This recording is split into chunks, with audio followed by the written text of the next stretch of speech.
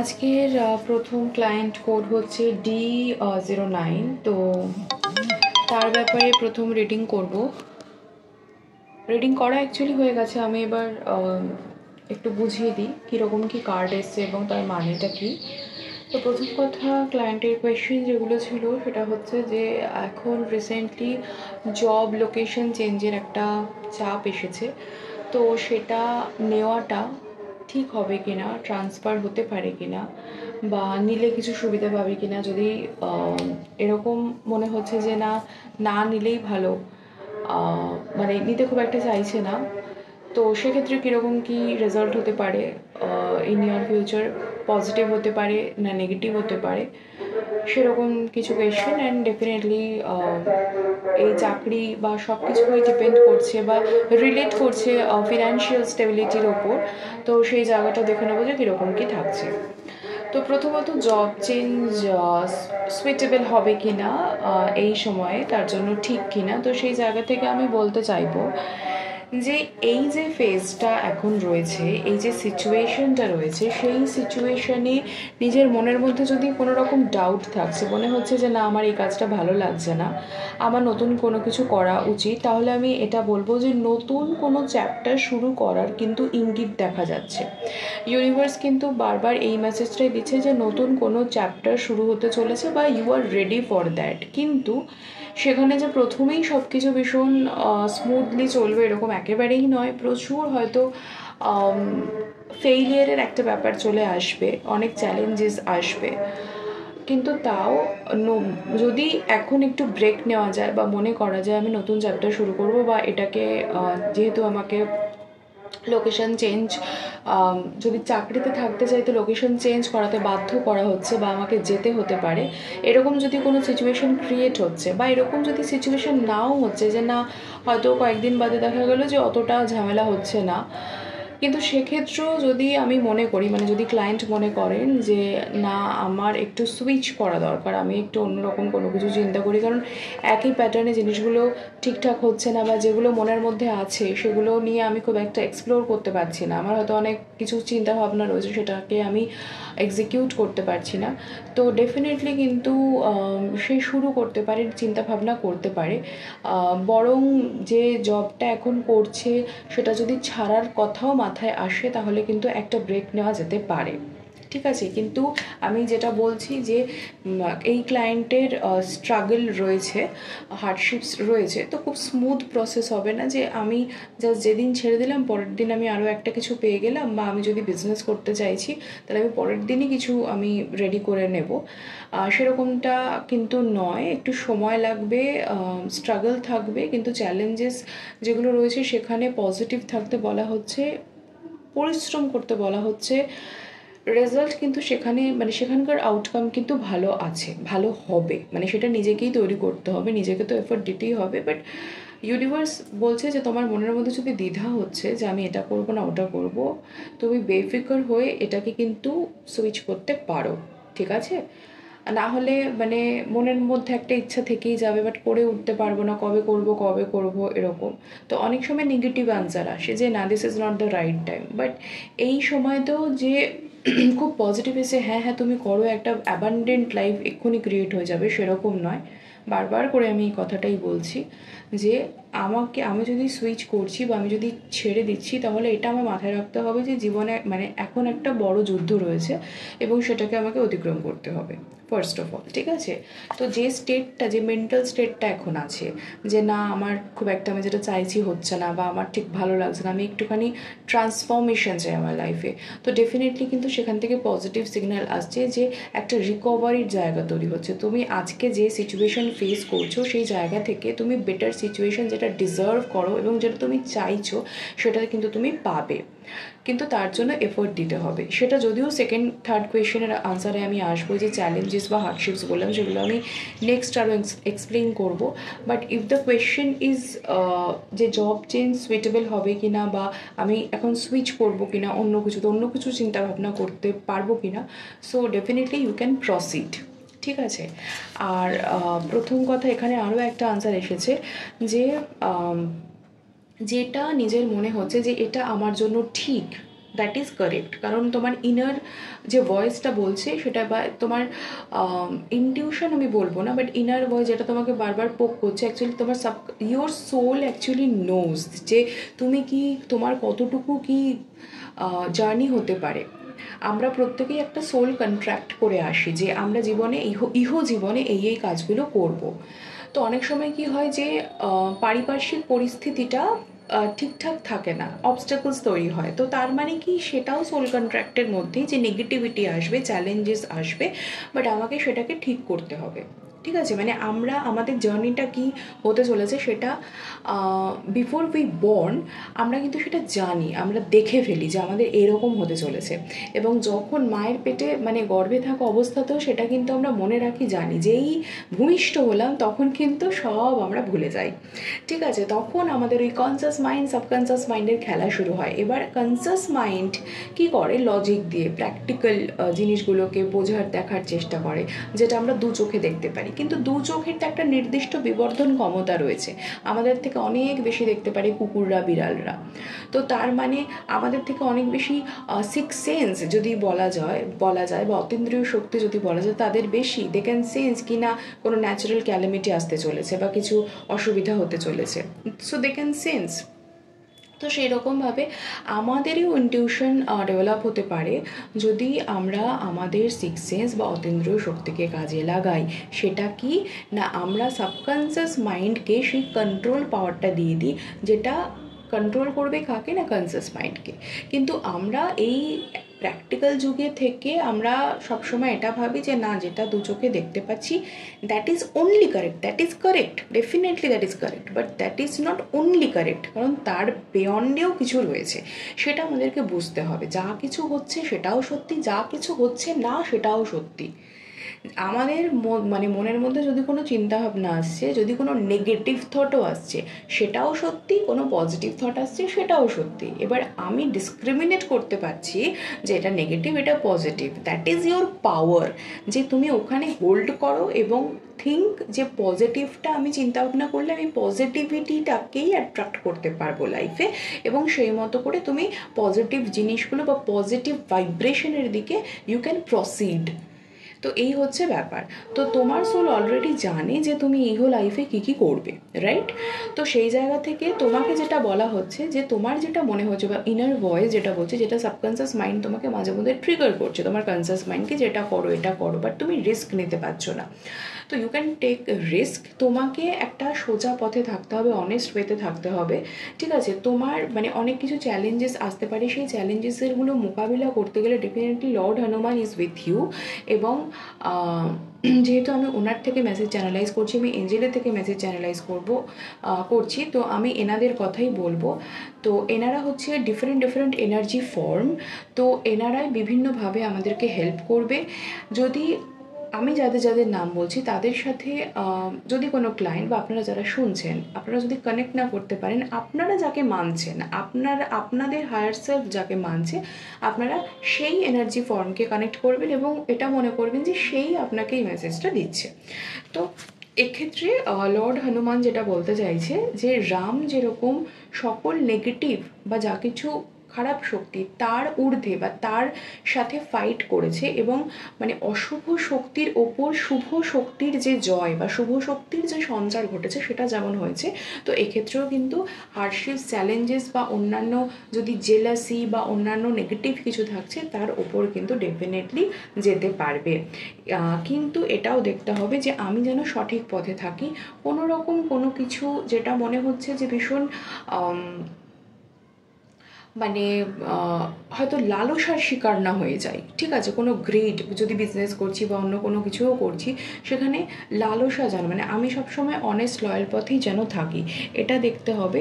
এবং ইনজাস্টিস যদি হচ্ছে কোনো কিছুতে, কর্মক্ষেত্রে ইনজাস্টিস হয়, তো কর্মক্ষেত্রে যদি ইনজাস্টিস হচ্ছে, আমাকে কিন্তু মানে ওপেন আপ হতে হবে, করতে হবে, অপোজিটে থাকতে হবে। আমি যা কিছু নেগেটিভ তার সাথে আমি থাকবো না অ্যাট এনি পজিশন, তাহলেই কিন্তু ব্লেসিংস তোমার সাথে থাকবে এবং ডেফিনেটলি রাম তোমার সাথে থাকবে। ঠিক আছে, এখানে আমি কয়েকটা রেমেডিও বলে দেব। তো একটা হিউম্যান সাইজড হনুমানজির ফটো যদি ঘরে লাগানো যায় বা তাকে মানে ভিজুয়ালাইজ করে তার থেকে পাওয়ারটাকে মানে ইনভোক করতে হবে তাকে, এবং তার থেকে এনার্জি, তার ফায়ার এনার্জি, তার পাওয়ারটাকে কিন্তু নিতে হবে।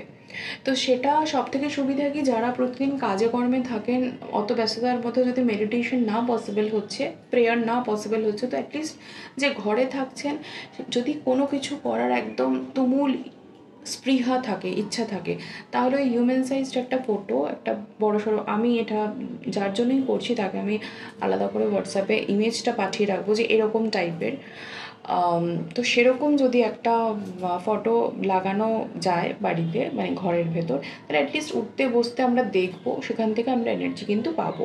ঠিক আছে, আরও এক্সট্রা কিছু রেমেডিস যেগুলো আমি এখানে বলবো না, কিন্তু যেগুলো বলা যায় জেনারেলি সেগুলো আমি বলে দিচ্ছি। যেরকম এটা যদি না সম্ভব হচ্ছে, এটা হচ্ছে মেইন, এটা যদি না সম্ভব হচ্ছে, তাহলে 21 ডেজ আর ম্যাক্সিমাম বলে তো কিছু নেই, বাট করতে পারলে ভালো, আমি মিনিমামই বলবো।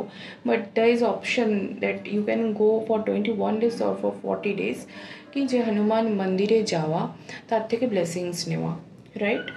আচ্ছা, আরেকটা রেমেডিও বলে দিচ্ছি, সেটা হচ্ছে যে লাল রঙের ধাগা বা সুতো, সেরকম সুতো মঙ্গলবার দিন ধারণ করলে বেটার।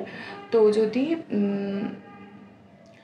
হাতে পরা যায়, ডান হাতে পরবেন এবং লর্ড হনুমানের নাম নিয়ে যে তার ব্লেসিংসই আপনি রিসিভ করছেন, এরকমভাবে আপনি পড়লেন। বা আপনি হনুমানের কিছু blessings type of things, like কোনো ক্রিস্টালও হতে পারে, সেটা যদি অ্যাটিউন করে, লাইক রেড জাসপার, এগুলো যেগুলো রুট চক্রার সাথে কানেক্টেড। রুট চক্রা বেসিক্যালি লাইফে স্টেবিলিটি দেয়। এবার আমি চক্রাতে একটু চলে আসি যখন রেমেডি দিচ্ছি। তো রুট চক্রাকে আপনাকে একটু ব্যালেন্স করতে হবে। আপনি যদি আপনার রুট চক্রাকে ব্যালেন্স করতে পারেন, আপনার লাইফে ব্যালেন্স আসবে এবং আপনার লাইফে স্টেবিলিটি আসবে। ঠিক আছে, যে ফিনান্সিয়াল স্টেবিলিটি হোক বা ওভারঅল সব কিছুর দিক থেকে একটা স্টেবল লাইফ লিড করা। ঠিক আছে, তো রুট চক্রাকে, বেস চক্রাকে ঠিক করতে হবে।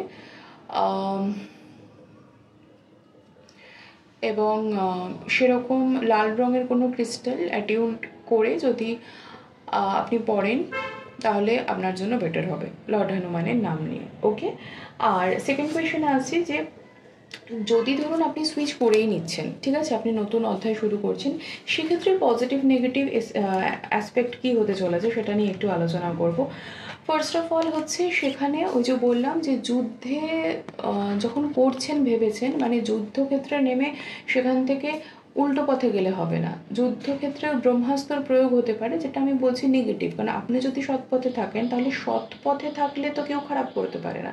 ধরুন কোনো জেলাসি বা কোনো কিছুর জন্য কোনো নেগেটিভ কিছু আপনার উপরে আসতে চলেছে, তখন আপনাকে দৌড়ে পালিয়ে গেলে কিন্তু চলবে না। তখন কিন্তু রেজিলেন্স দেখাতে হবে। ঠিক আছে, আপনার মধ্যে যে পাওয়ারটা আছে তাকে আরও এমব্রেস করতে হবে এবং আপনাকে ফেস করতে হবে। পরাজিত হওয়া তো যাবেই না, আর হবেনও না, আপনি হবেন না পরাজিত।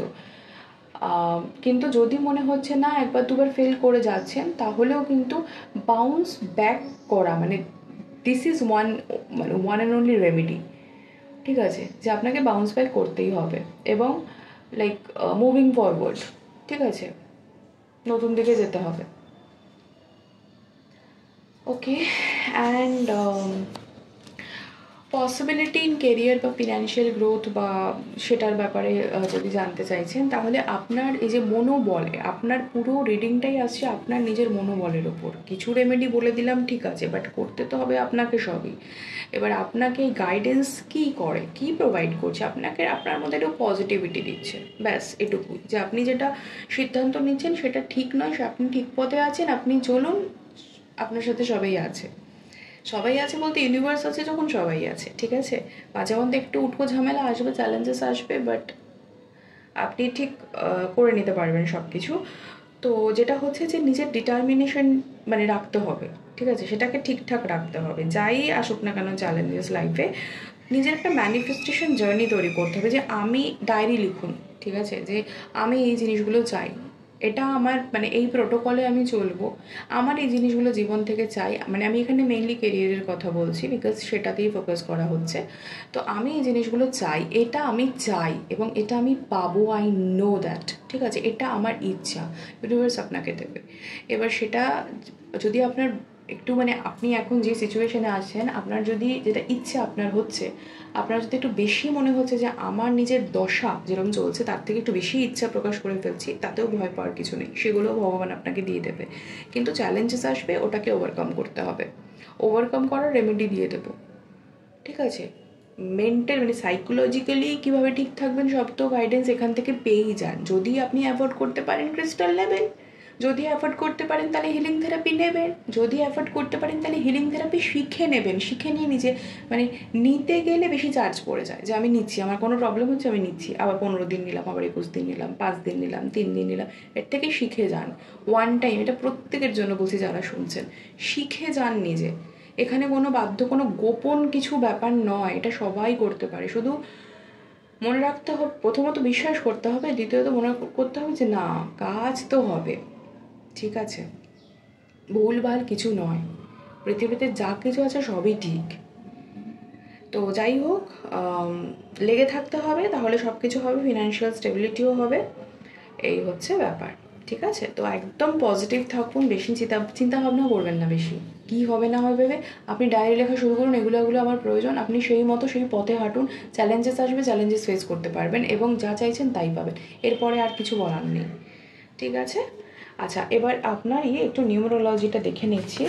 যেমন আপনার দেখুন, এইখানে আরেকটা কথা বলে দিই, আপনার এদিকে হনুমানজি আমি ম্যাক্সিমাম এখন সব 9-এর ভাইব্রেশনের সমস্ত লোকজন পাচ্ছি। যাই হোক, তো আপনার বার্থ নাম্বার হচ্ছে 9, আপনার 18th birthday, 1 + 8 = 9, life path number 1, business show করছে।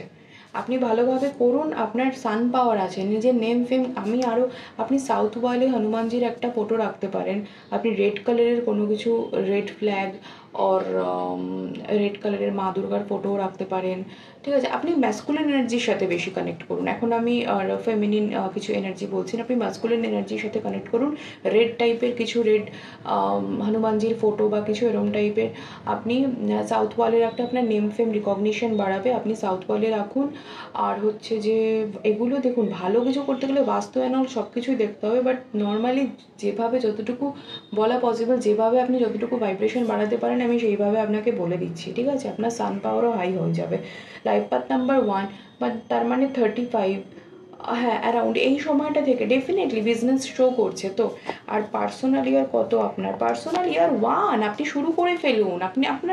আপনাকে তো, আপনি যদিও আমার থেকে আগে রিডিং করেছিলেন, আমি আপনাকে আগে বলেছিলাম। সো নিউমেরোলজি তো পার্সোনাল ইয়ার আপনার 1 পড়ছে। আপনি যেভাবে এখন এই বছরটা শুরু করবেন, আপনার আগামী 9 বছর সেই রকম চলবে। তো আগামী 9 বছরের প্ল্যানিং আপনার আজকের এই বছরটাতে কিন্তু আপনি শুরু করুন, কোনো প্রবলেম কিছু নেই।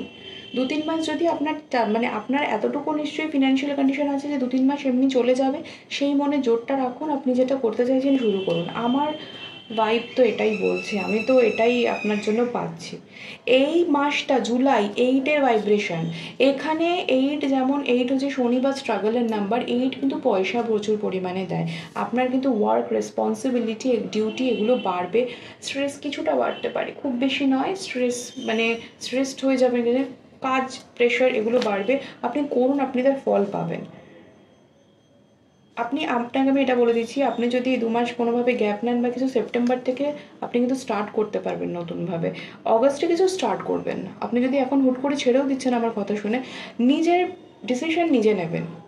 আমি এখানে আছি গাইড করবার জন্য, কোনটা ভালো কোনটা ভালো একটু নয়, কম হবে ভালো, কি গাইডেন্স আমি পাচ্ছি ফ্রম দিস ইউনিভার্স, আমি আপনাকে সেটা বলছি, সেটা ডিকোড আপনাকে আমি করে দিচ্ছি।